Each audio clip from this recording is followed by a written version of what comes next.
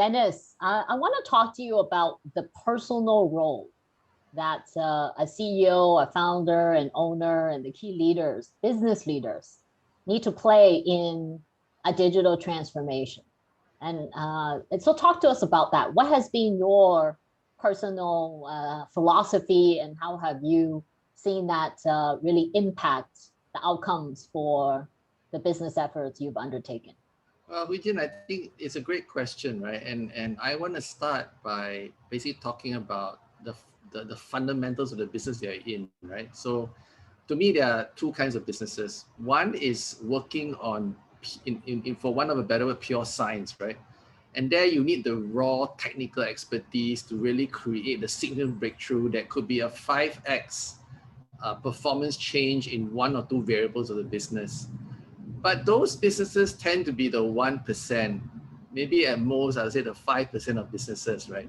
The other 95% of businesses, I think some parts of it are really humdrum, right? You got to, do the basics well, right? And you've been in the business for many years and the competition has crept up. So in those businesses, I feel that there is a necessity to focus on the experience today rather than just on the product. Because product, as you know today, in the world we live in, right, with the kind of information exchange that goes on, with the kind of ability to have factories of the world, all competitive advantage is very fleeting. So the way that companies can, improve their competitive advantage is really to look at the total experience, and that involves Ah, the product, involves the service, right? Involves the interaction, the conversations, the back and forth of gathering data and adapting and personalizing to the customer's experience.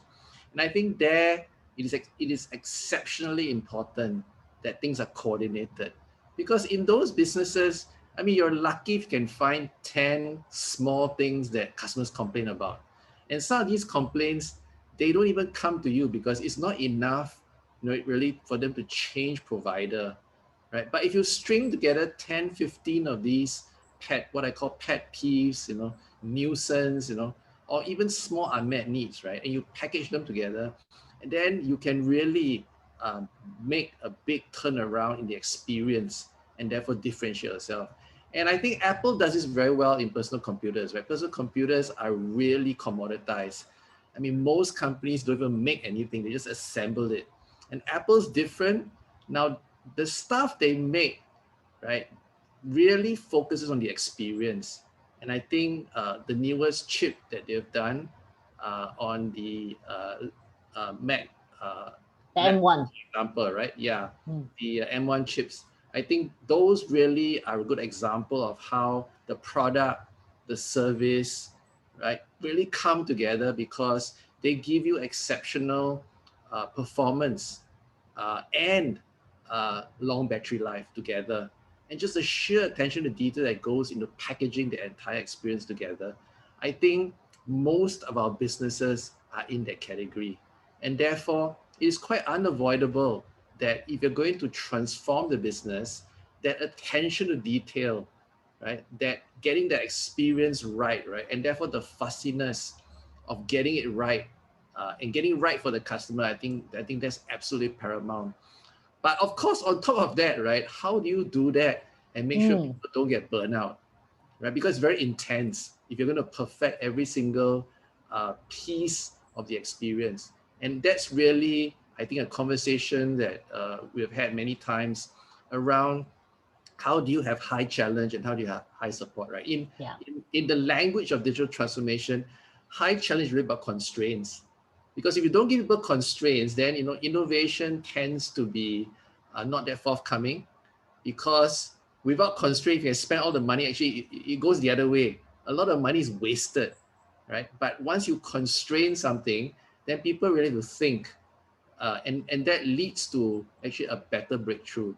So constraints are really challenges, and the whole motivation inspiring them on the noble mission that the company is on, right? They're doing things that they wouldn't have the opportunity to do, things that they could tell their children and grandchildren, and those things could still be around when that time comes.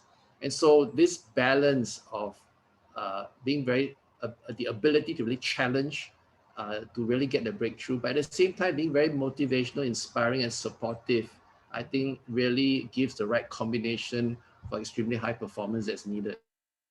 Yeah. Well, I've had the privilege to speak with some of your team members during your last major digital business build. Right. And I was very much struck by this combination of high challenge and high support that you've just so nicely illustrated for us. And Yes. so it sounds like this is one of the central roles that the CEO, the owner, the founder must play. And as well as another central role is really getting into, I think, very deeply being immersed in the experience. You call it the total experience that your customers Yeah. will have. And Yes. that you being present and paying attention to it and studying it and experimenting it is really sets the tone for all the others in the organization. Is that correct? Yes. And I think there is, in a way, a difference, therefore, between the two types of business that I opened your last conversation with, right? Yes. That first one where you're looking for a breakthrough, and that breakthrough could be a business model breakthrough. It could be a big technical breakthrough.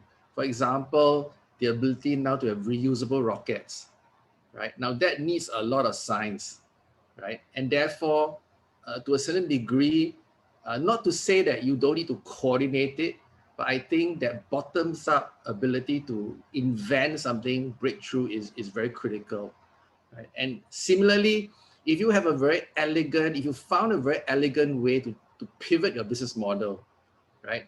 And the examples abound, right? You have, for example, Airbnb, right? Where the business model actually is very elegant, right? And therefore is very powerful, very global, right? Now, if you contrast those businesses with the ones that most people run, the ones that most people run need a I.e. our SMEs. attention to detail. Yes, the SMEs.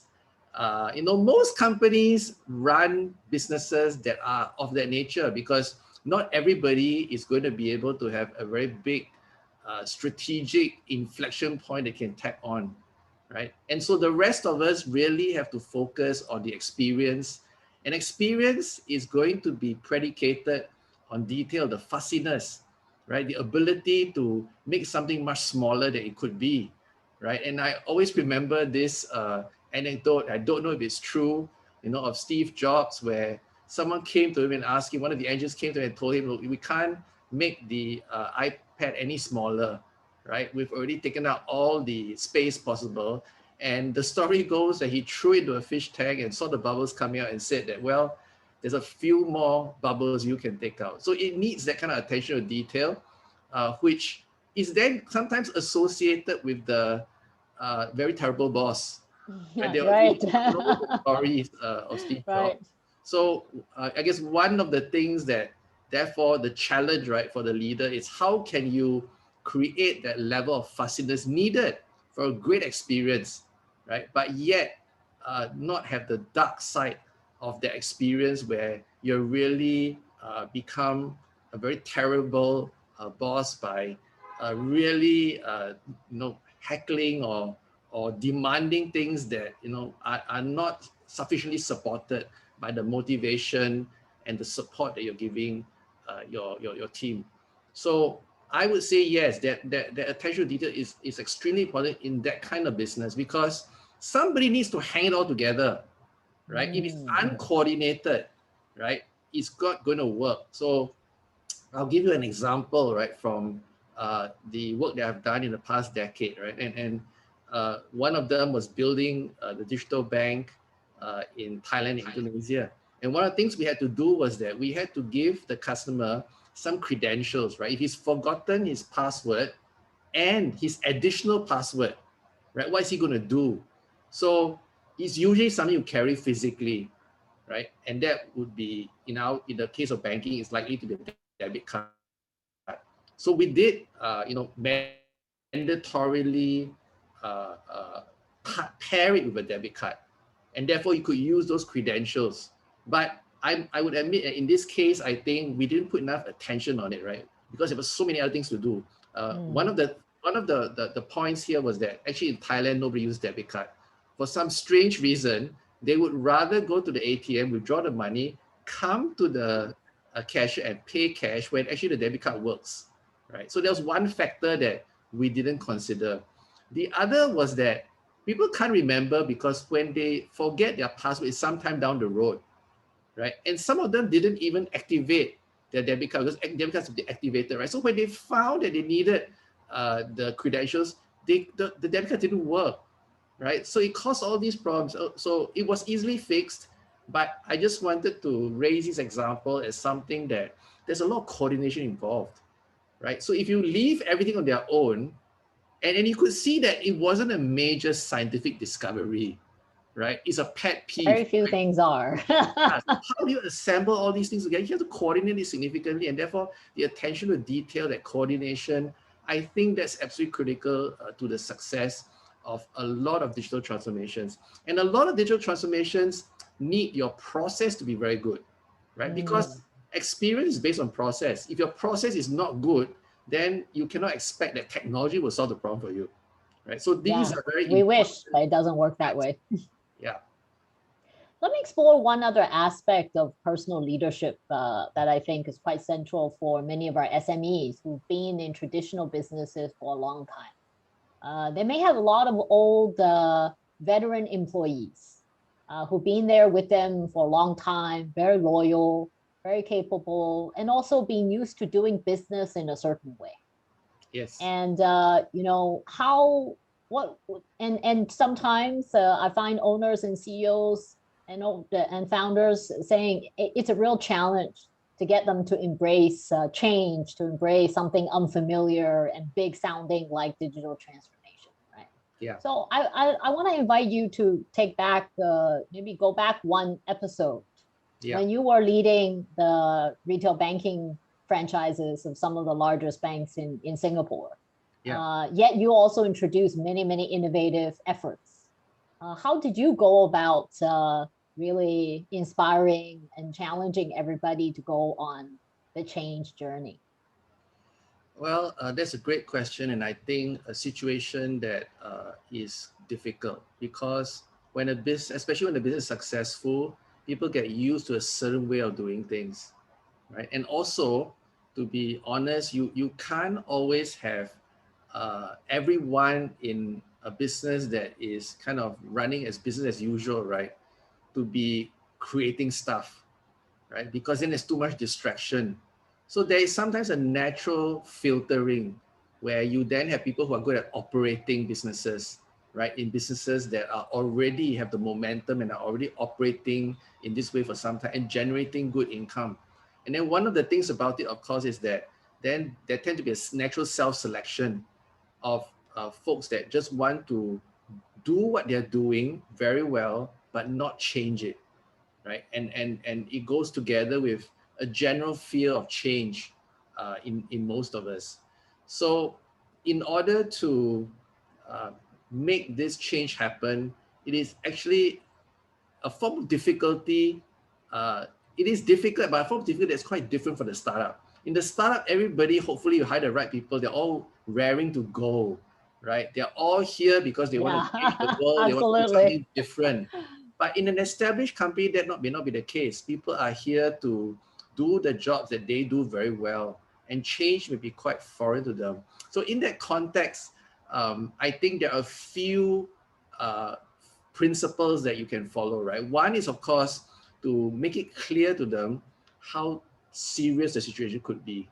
Because sometimes you are then shielded from the seriousness and you don't realize, right, how much of a deterioration the business sort of a burning platform, so to speak. Have occurred. So yes, you need to create that burning platform. So that's one way to do it.